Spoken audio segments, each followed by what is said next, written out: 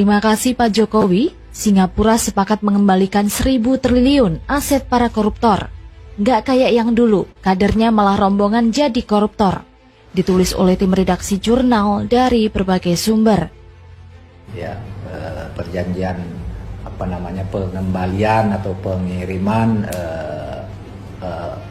orang-orang yang melakukan tindak pidana kejahatan terhadap Indonesia yang ada di Singapura, jadi bisa diserahkan ke Indonesia untuk diadili atau dihukum, kemudian Indonesia juga bisa mengembalikan orang Singapura yang melakukan kejahatan untuk dihukum dan diadili Singapura. KPK sangat mengapresiasi kemajuan proses perjanjian ekstradisi yang telah ditandatangani hari ini, karena sesungguhnya perjanjian ekstradisi ini sudah kita upayakan oleh bangsa Indonesia sejak tahun 98. Baru 2022 ini berhasil mencapai satu kesepakatan. Ini merupakan titik maju ya.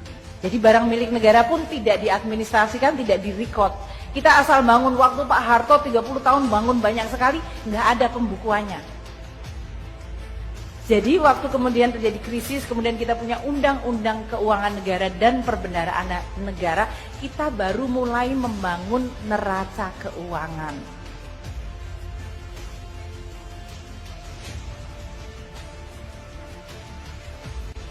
Pemerintah akan segera memproses 3 ratifikasi perjanjian antara Indonesia dan Singapura.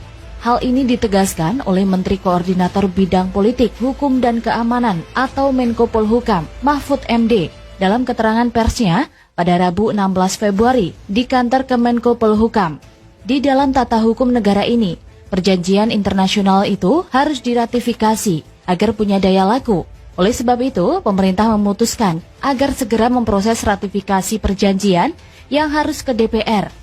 Mahfud MD mengingatkan sebelumnya, yaitu pada tanggal 25 Januari 2022, lalu pemerintah telah melakukan perjanjian kerjasama antara pemerintah Indonesia dengan Singapura dalam 3 hal. Pertama, perjanjian Flag Information Region atau FIR, kemudian Defense Cooperation Agreement atau DCA, dan perjanjian ekstradisi.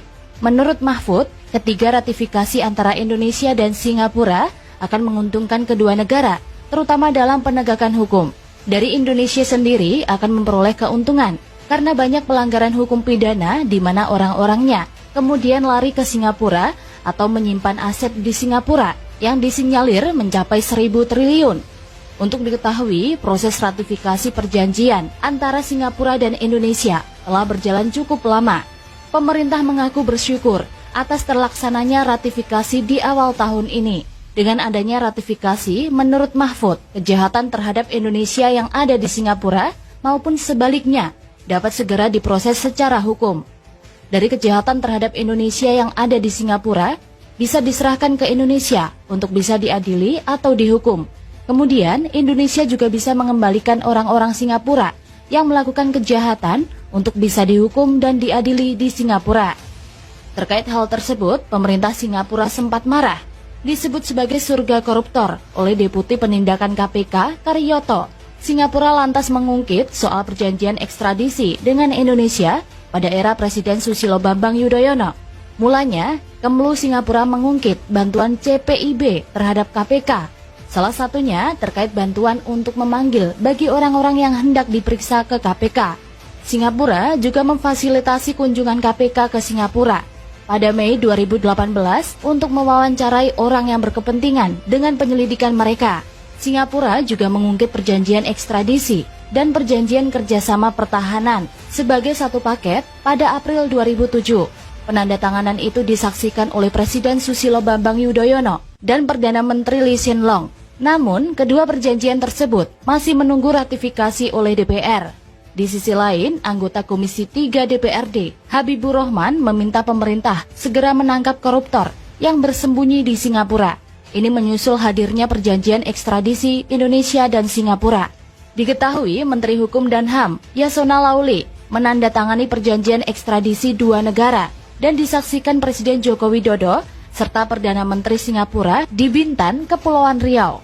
Dia berharap perjanjian itu tidak hanya sekedar perjanjian, melainkan harus ada tindak lanjut secara serius. Sebelumnya ada keterangan tertulisnya Yasona mengatakan perjanjian ekstradisi itu bermanfaat untuk mencegah dan memberantas tindak pidana yang bersifat lintas batas negara seperti korupsi, narkotika, dan pengacauan. Yasona mengatakan perjanjian ekstradisi Indonesia-Singapura memiliki masa retroaktif berlaku surut terhitung tanggal diundangnya selama 18 tahun ke belakang. Hal tersebut sesuai dengan ketentuan maksimal kadaluarsa sebagaimana diatur pada pasal 78 Kitab Undang-Undang Hukum Pidana Indonesia. Adapun jenis-jenis tindak pidana yang pelakunya dapat diekstradisi menurut perjanjian berjumlah 31 jenis. Di antaranya tindak pidana korupsi, pencucian uang,